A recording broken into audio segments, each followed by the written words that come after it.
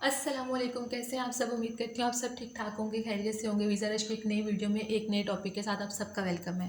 अच्छा जी, आज की जो वीडियो है उसमें कुछ क्वेश्चंस हैं स्टूडेंट्स के, जो उन्होंने पूछे थे कि फेब इनटेक में आप लोग आ सकते हैं कि नहीं आ सकते। उन्होंने आइल्स नहीं दिया, कुछ कहते हैं कि हम लोग को हेल्थ इंश्योरेंस जो है पहले मतलब पे करनी है कि बाद में करनी है। इस तरह के कुछ क्वेश्चन थे। तो सबसे पहले मैं आपको बात करूँगी कि जो स्टूडेंट्स जिनका नवंबर इनटेक ख़त्म हो चुका हुआ है, अब डेफिनेटली वो लोग जाएंगे डेफरमेंट की तरफ। ठीक है, अब वो डेफरमेंट होगी आपकी फेब इनटेक तक की।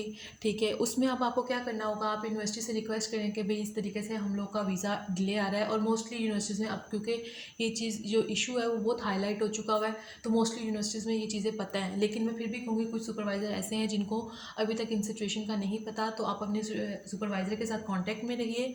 ठीक है, और उनको बताएं कि इस तरीके से वीज़ा डिलेज आ रहे हैं और हम लोग ये चीज़ें फेस कर रहे हैं। तो खैर फिर आपको क्या होगा कि आपकी यूनिवर्सिटी जो है आपको वो अपडेटेड सीओई देगी। ठीक है, अब आपने क्या करना है, जो आपको नई सीओई मिली है आपने उसको अपनी वीज़ा जो फाइल है उसमें अपलोड कर देना है। ठीक है, दूसरी बात ये आ जाती है कि जो स्टूडेंट्स फेब इनटेक के लिए क्वेश्चन कर रहे हैं कि हमने आइस नहीं दिया या फिर हम लोग के लोन्स वगैरह का इशू है, तो मैं आपको कहूँगी कि फ़ंड्स अगर हैं आपके पास तो आप आ सकते हैं। लेकिन आपने क्या है जी, आपने जो फ़ंड्स हैं आपने उसको एटलीस्ट 3 महीने तक अपने पास सिक्योर रखना है। आपको वो अपने पास सस्टेन रखने पड़ेंगे। अगर आप वो नहीं रख सकते तो फिर आपके लिए इशू है। ठीक है, और आइल्स नहीं दिया है तो आप लोग अभी दे दें, क्योंकि बाद में ये चीज़ें बहुत इशू रही। क्योंकि आप आइल्स देते, रिजल्ट आते, फिर अपने यूनिवर्सिटी जीटी क्लियर करते, बहुत सारी जब चीज़ें आप क्लियर करते हैं ना, आपका बहुत ज़्यादा टाइम लग जाता है। और फिर ये ना हो कि आप लोग जाके जनवरी के एंड में या कहीं पे वीज़ा फाइल अपनी करते हैं, लॉन्च करते हैं, तो वो आपके लिए बेनिफिशियल नहीं होगा। क्योंकि हम लोग जो पैटर्न देख रहे हैं वो ये देख रहे हैं कि जुलाई में भी उस तरीके से वीज़ाज़ नहीं आए, नवंबर इनटेक में भी उस तरीके से वीज़ाज़ नहीं आए। तो अब जो नेक्स्ट है वो ये फेब इनटेक है। तो उम्मीद यही की जा सकती है कि हो सकता है कि फेब इनटेक में बहुत ज़्यादा वीज़ाज़ आएँ। ठीक है, तो थोड़ा पैटर्न इनका चेंज हो, क्योंकि लास्ट टाइम भी फेब इनटेक में इन्होंने बहुत ज़्यादा वीज़ाज़ दिए थे। अच्छा, उसके बाद आ जाते हैं, इन्होंने कुछ चेंजेस भी किए हैं और कुछ मतलब कहा जा रहा है कि जो लेवल 1 की यूनिवर्सिटीज़ हैं उनकी जो वीज़ा टाइमिंग होती है वो ज़्यादा होती है। लेकिन मैंने बहुत सारे ऐसे स्टूडेंट्स देखे हैं जो लेवल 1 यूनिवर्सिटी में जिनके एडमिशन्स हैं और उनके वीज़ाज़ को भी मतलब 7-8 महीने से ज़्यादा टाइम गुजर चुका हुआ है। कुछ को वही बात है कि it all depends on your luck. ठीक है, कुछ को जो वीज़ा है वो विद इन मंथ भी मिल गया है, विद इन वीक्स भी मिले हैं। ठीक है, तो बस उम्मीद रखें अच्छी। और इसके अलावा मैं आपको कहूँगी कि जैसे लेवल 1 यूनिवर्सिटीज़ हैं फिर भी उनके चांसेस कुछ ज़्यादा हाई होते हैं। जैसे एडेलाइड हो गई, मोनाश हो गई, वोलोंगोंग हो गई, आरएमआईटी हो गई, तो ये यूनिवर्सिटी लेवल 1 पे आ जाती हैं।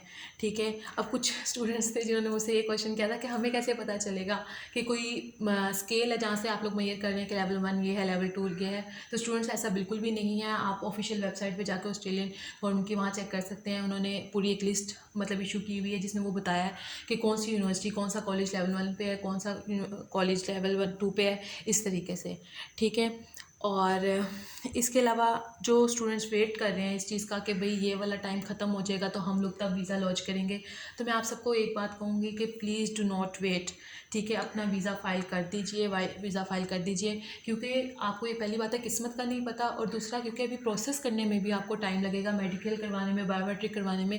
समटाइम आपको वीज़ा अपॉइंटमेंट लेट मिलती है, तो उन सब चीज़ों में भी टाइम लगता है। आप लोग अभी से करवाएं तो हो सकता है आप लोग को दिसंबर के एंड में वीज़ा मिल जाए, जनवरी में मिल जाए फेब इनटेक के लिए, मतलब आपको कर लें। अगर आपको तब भी आप लोग वीज़ा फाइल नहीं करते और इस चीज़ का वेट करते रहते हैं कि सिचुएशन बेहतर होगी तो हम लोग करेंगे, सिचुएशन बेहतर होगी, तो उसमें आप लोग हो सकता है कि आपको एक और दफ़ा डेफरमेंट करवानी पड़ सकती है, फेब से भी आगे जा सकता है आपका ये किस्सा।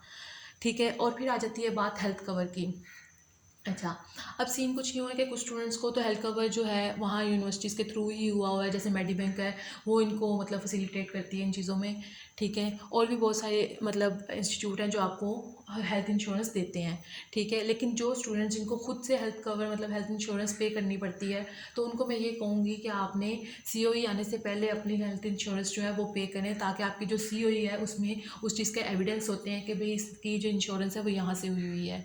तो आप ये वेट बिल्कुल मत करें कि भाई सीओई आ जाएगी तो उसके बाद हेल्थ इंश्योरेंस पे करेंगे, तो ऐसा कुछ भी नहीं है, आपको उससे पहले करनी है।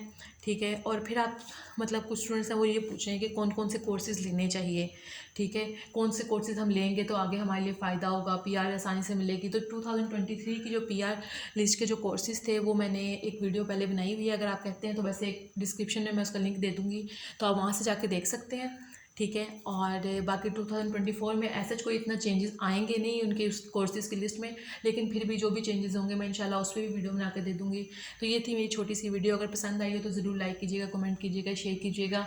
और सबसे बड़ी बात कि जो स्टूडेंट्स वीज़ा के लिए वेट कर रहे हैं, मैं आप सबको कहूँगी कि उम्मीद मतलब आपने नहीं छोड़नी, नाउम्मीद बिल्कुल नहीं होना।